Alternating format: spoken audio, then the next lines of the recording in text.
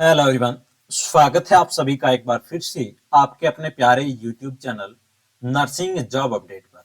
जी हाँ दोस्तों, आज की आपकी क्लास नंबर दोस्तों 37 रहने वाली है। 36 क्लासेज ऑलरेडी दोस्तों हमने डिस्कस कर ली है। प्रीवियस 36 क्लासेज आपने अभी तक नहीं देखी है तो चैनल पे विजिट करके वो सभी क्लासेज दोस्तों जरूर अटेंड करें।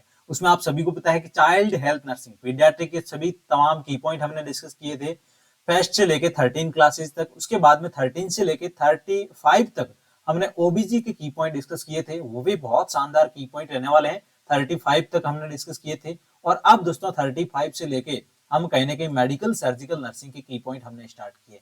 तो दोस्तों आज की सेशन के अंदर बहुत बेहतरीन की पॉइंट हम डिस्कस करने वाले हैं। ये हमारा वादा है कि आपको कहीं ना कहीं अपकमिंग एग्जाम्स के अंदर यहाँ से जरूर 1 से 2 क्वेश्चन देखने को मिलेंगे। तो दोस्तों बिना टाइम वेस्ट किए आज के सेशन को स्टार्ट करते हैं। आप सभी से रिक्वेस्ट है कि चैनल पे यदि आप फर्स्ट बार विजिट कर रहे हैं तो दोस्तों आपके अपने प्यारे यूट्यूब चैनल को सब्सक्राइब करके बेल घंटे के निशान को ऑल पे प्रेस कर लें ताकि आने वाले अपकमिंग हर एक इंपोर्टेंट वीडियोस के नोटिफिकेशन भी आपको टाइम टू टाइम मिलते रहेंगे। जी हाँ दोस्तों, आज के सेशन का फर्स्ट की पॉइंट रहने वाला है कि difficulty in swallowing is known as. जी हाँ दोस्तों, डिस्फेजिया बोलेंगे। यहाँ पे डिफिकल्टी हो रही है किसमें, स्वेलिंग निकलने में डिफिकल्टी हो रही है, उस टर्म को अपन क्या बोलते हैं, डिस्फेजिया बोलते हैं। अब दोस्तों एक टर्मिनोलॉजी है डिस्फेजिया। यहाँ पे दोस्तों बहुत सारे कैंडिडेट कंफ्यूजन होते हैं। यदि एग्जाम्स के अंदर ऐसे क्वेश्चंस आपको देखने को मिलते हैं कि आपको क्वेश्चन पूछा गया है कि डिफिकल्टी इन स्पीकिंग और आपको ये दोनों ऑप्शन देखने को मिलते हैं, वहां पे बहुत सारे कैंडिडेट कंफ्यूजन हो जाते हैं। तो यहाँ पे डिस्फेजिया जी देखने को मिलता है, यहाँ पे एस देखने को मिल रहा है। तो यहाँ पे दोस्तों स्पीकिंग में आप सभी को पता है कि एस देखने को मिल रहा है, तो यहाँ पे एस देखने को मिल रहा है। तो उसके हिसाब से आपको याद रखना है कि स्पीकिंग में हमेशा एस देखने को मिलता है, डिस्फेजिया। क्लियर चीज है, difficulty in speaking is known as dysphagia. यदि आपको निकलने में दिक्कत आ रही है तो उस टर्मिनोलॉजी को क्या बोलेंगे, डिस्फेजिया बोलेंगे। तो ये डिफरेंस आपको याद रखना बहुत ही जरूरी यहाँ पे रहने वाला है। चलिए नेक्स्ट वन की पॉइंट रहने वाला है कि इनडाइजेशन इज टर्म्ड एज। जी हाँ दोस्तों, digestion indigestion is term out, digestion नहीं हो रहा है, इनडाइजेशन की टर्म को क्या बोलेंगे, डिस्पेप्सिया बोलेंगे। बेसिक टर्मिनोलॉजी है। चलिए नेक्स्ट वन रहने वाला है की point, which part of the GI system. जी हाँ दोस्तों, गैस्ट्रो इंटेस्टाइनल ट्रैक्ट का कौन सा ऐसा पार्ट है जो mostly affected in Crohn's disease. जी हाँ दोस्तों, क्रॉन्स डिजीज में ऐसा कौन सा जीआईटी का पार्ट है जो मोस्ट कॉमन कहीं ना कहीं यहाँ पे अफेक्ट होता है। तो कौन सा पार्ट यहाँ पे रहने वाला है आपका, टर्मिनल इलियम या फिर लार्ज कोलोन का पार्ट है, वो यहाँ पे अफेक्ट होने वाला है क्रॉन्स डिजीज के अंदर। क्लियर चीज है। चलिए नेक्स्ट वन की पॉइंट रहने वाला है कि which part is which part of the GI tract, gastrointestinal tract, most commonly affected in ulcerative colitis. जी हाँ दोस्तों, बहुत शानदार की पॉइंट है कि अल्सरेटिव कोलाइटिस के अंदर कौन सा पार्ट आपका अफेक्ट देखने को मिलेगा। तो मोस्ट कॉमनली दोस्तों रेक्टम पार्ट है जीआई सिस्टम का, वो यहाँ पे अफेक्ट देखने को मिलेगा। किसमें, अल्सरेटिव कोलाइटिस के अंदर। यहाँ पे दोस्तों क्वेश्चंस बन सकता है आपके एग्जाम्स के अंदर। नर्सिंग एजुकेशन की पॉइंट बुकलेट यदि आप परचेज करना चाहते हैं तो डिस्क्रिप्शन बॉक्स में हमने व्हाट्सएप नंबर मेंशन कर रखे हैं, व्हाट्सएप मैसेज आप करें और कहीं ना कहीं आप ये बुकलेट प्राप्त कर सकते हैं। मात्र आपको 250 के अंदर आपको मिलने वाली है, जिसमें दोस्तों आरआरबी का पूरा सिलेबस कवर किया गया है, नर्सिंग का पूरा सिलेबस। और दोस्तों साथ में आरआरबी के जितने भी प्रीवियस ईयर क्वेश्चंस पेपर हैं, ओल्ड पेपर, वो सभी आपको मिलने वाले हैं। 8 से 9 पेपर मिलने वाले हैं और ये दोनों दोस्तों मात्र आपको 250 के अंदर मिलने वाले हैं। व्हाट्सएप डीएम करें, आज ही परचेज करें और अपनी तैयारी को और बेहतर बनाएं। चलिए दोस्तों बिना टाइम वेस्ट के नेक्स्ट की पॉइंट डिस्कस करते हैं। Glucose is converted in glycogen. जी दोस्तों, ग्लूकोज का कहीं ना कहीं ग्लाइकोजन के अंदर कन्वर्ट होना and stored as the glycogen is known as, उस टर्मिनोलॉजी को दोस्तों क्या बोलेंगे अपन, उस टर्मिनोलॉजी को बोलेंगे ग्लाइकोजेनेसिस। जी दोस्तों, ग्लूकोज का कहीं ना कहीं ग्लाइकोजन के अंदर कन्वर्ट होने की टर्मिनोलॉजी को अपन ग्लाइकोजेनेसिस बोलते हैं। क्लियर चीज है। चलिए नेक्स्ट वन की पॉइंट आप सभी के लिए रहने वाला है कि glycogen is converted back into the glucose is known है। जी हाँ दोस्तों, कहने के यहाँ पे बताया कि ग्लाइकोजन का बैक ग्लूकोज के अंदर कन्वर्ट होना और glycolysis formation of the glucose from the non carbohydrate substance such as protein and fat is known as glyconeogenesis. बहुत अच्छी दोस्तों टर्मिनोलॉजी है। ये दोनों टर्मिनोलॉजी आपको अपकमिंग एग्जाम्स के अंदर जरूर यहाँ से देखने को क्वेश्चंस मिल सकता है कि ग्लाइकोनियोजेनेसिस क्या होता है और ग्लाइकोजेनेसिस क्या होता है।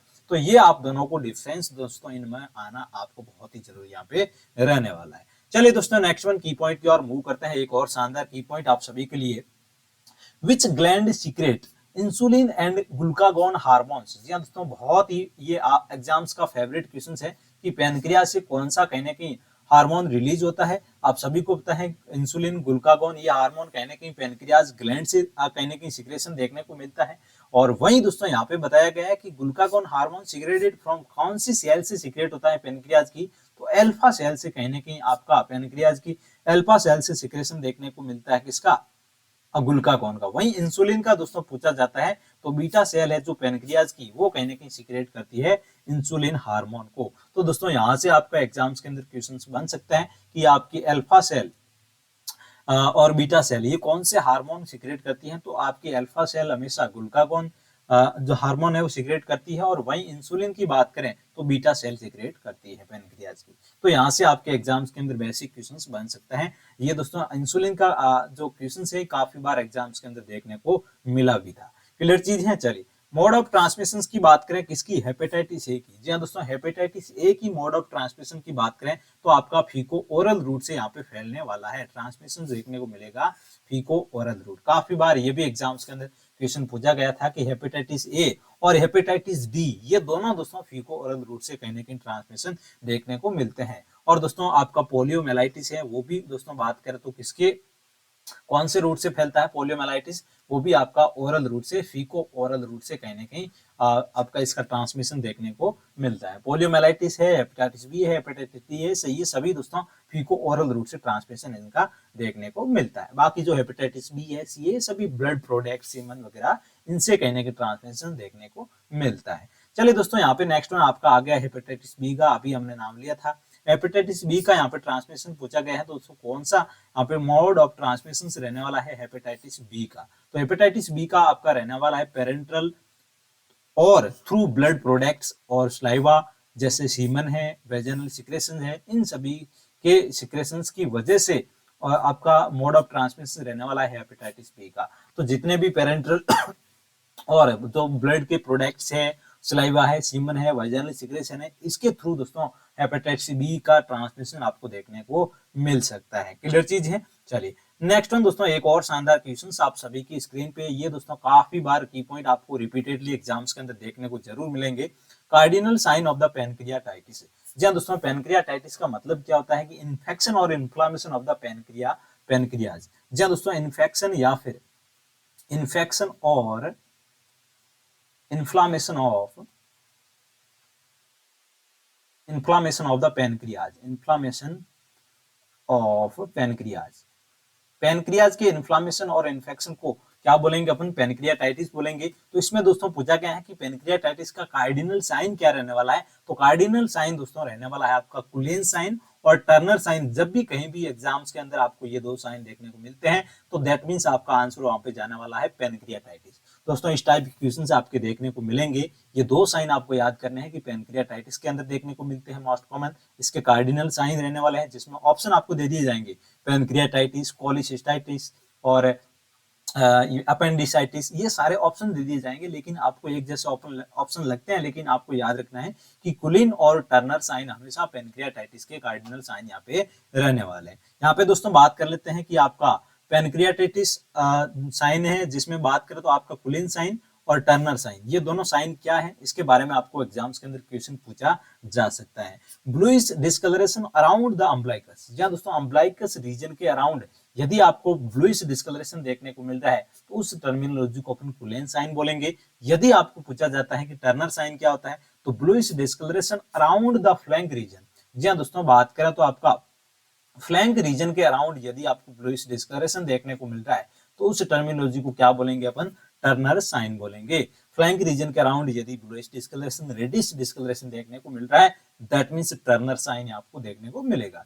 चलिए नेक्स्ट वन, ये इसके अंदर था। अब दोस्तों नेक्स्ट की पॉइंट आपका रहने वाला है कि most of iron absorption occurs in the which part of the intestine. जी हाँ दोस्तों, आयरन का एब्जॉर्प्शन का पूछा गया है कि कौन से पार्ट के अंदर मोस्ट कॉमन आपका एब्जॉर्प्शन देखने को मिलेगा आयरन के इंटेस्टाइन के पार्ट के अंदर। तो दोस्तों मोस्ट कॉमन आपका डियोडिनम पार्ट के अंदर मोस्ट कॉमन आयरन का एब्जॉर्प्शन देखने को मिलता है स्मॉल इंटेस्टाइन के अंदर बात करें तो। क्लियर चीज है। ये भी काफी बार एग्जाम्स के अंदर क्वेश्चन पूछा गया है, आने वाले एग्जाम्स के अंदर भी आपको पूछा जा सकता है। चलिए दोस्तों नेक्स्ट और एक शानदार की पॉइंट आप सभी की स्क्रीन पे क्वेश्चन यहाँ पे रहने वाला है कि Murphy sign is the clinical sign of the cholecystitis. जी हाँ दोस्तों, मर्फी साइन किसके अंदर देखने को मिलता है? कोलिसिस्टाइटिस के अंदर। लास्ट अपने दो साइन पढ़े थे, एक कुलेन साइन पढ़ा था, एक टर्नर साइन पढ़ा था। आप सभी को पता है कि कुलेन साइन और टर्नर साइन किसके कार्डिनल साइन है? पैनक्रियाटाइटिस के। यदि आपको कोलिसिस्टाइटिस का पूछा जाता है, दैट मीन्स आपका यहाँ पे आंसर जाने वाला है कि मर्फी साइन देखने को मिलता है कोलिसिस्टाइटिस के अंदर।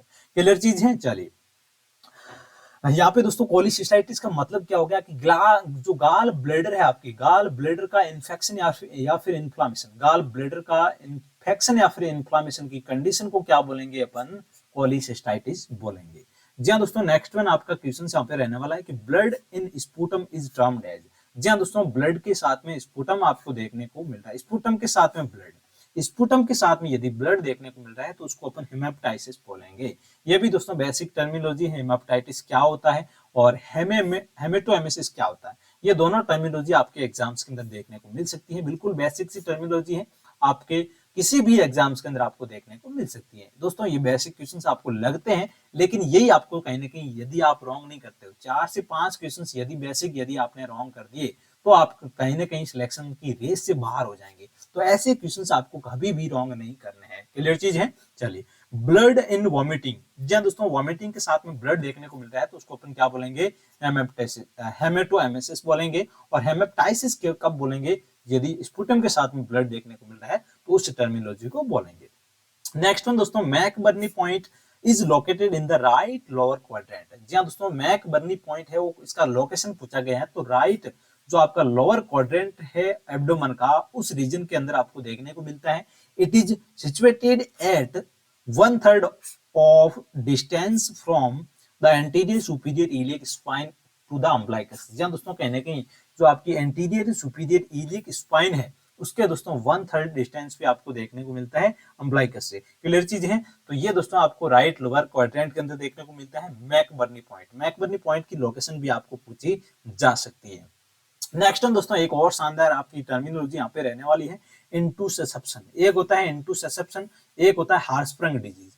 हार्सप्रंग डिजीज, इन दोनों के दोस्तों कार्डिनल साइन आपको पूछे जा सकते हैं। यहाँ दोस्तों जेली लाइक स्टूल यदि किसके अंदर देखने को मिलता है तो आपकी इंटूसेप्शन के अंदर देखने को मिलता है। जेली लाइक का पूछा है यहाँ पे दोस्तों, रिबन लाइक यदि आपको पूछा जाता है, ribbon like stool, ribbon ribbon like stool seen इन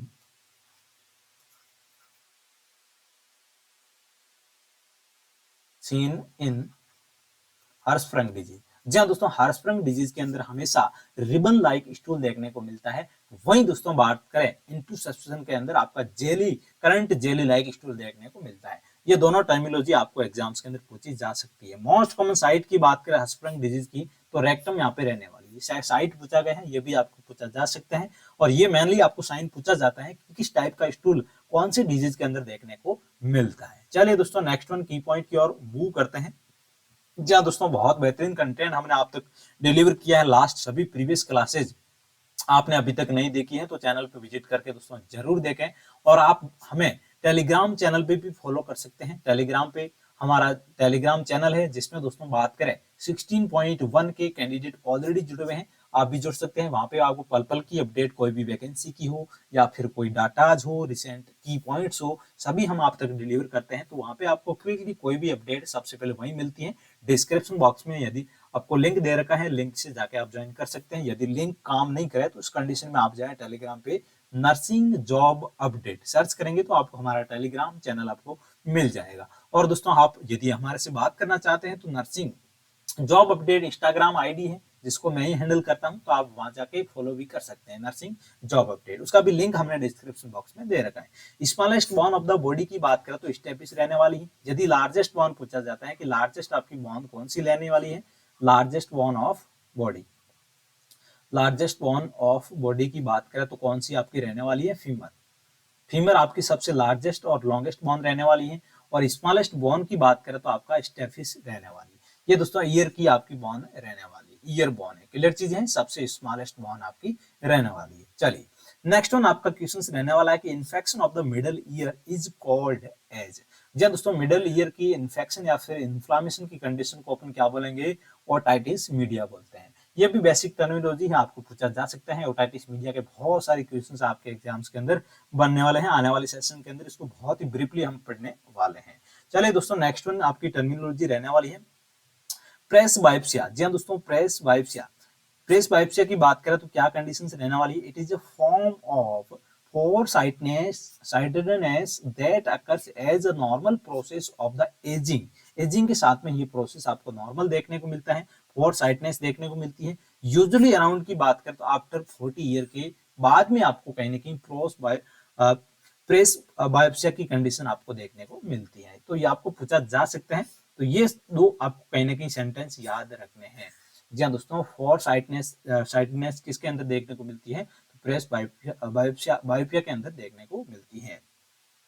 चलिए नेक्स्ट वन दोस्तों एक और है कि प्रेस बाइकोसिस कोसिस। जी हाँ दोस्तों, प्रेस बाइकोसिस, ये दोस्तों आपको याद रखना है, बेसिक टर्मिनोलॉजी है, काफी बार एग्जाम्स के अंदर यहाँ से क्वेश्चंस आपको एग्जाम्स के अंदर पूछा जा सकता है। It is the most common type of the sensorineural. जी हाँ दोस्तों, सेंसोन्यूरल हियरिंग लॉस हो जाती है caused by the natural ageing of the auditory system. जी हाँ दोस्तों, ऑडिटरी सिस्टम में बात करें तो एज के हिसाब से आपका नेचुरली कहीं ना कहीं बात करें सेंसरी न्यूरल हियरिंग लॉस देखने को मिलता है, मोस्ट कॉमन आपने। तो उस कंडीशन को अपन क्या बोलते हैं? प्रेस बाइकोसिस। ये टर्मिनोलॉजी भी आपको एग्जाम्स के अंदर देखने को मिलती है। जी हाँ दोस्तों, आज की इस क्लास को अपन यहीं एंड करते हैं। उम्मीद है कि आज के सेशन आप सभी को बहुत बेहतर लगा होगा। जी हाँ दोस्तों, अपना प्यारा सा कमेंट बॉक्स के अंदर जरूर करें। मिलते हैं नेक्स्ट क्लास के साथ में, तब तक आप सब लोग स्वस्थ रहें, मस्त रहें। Thank you so much.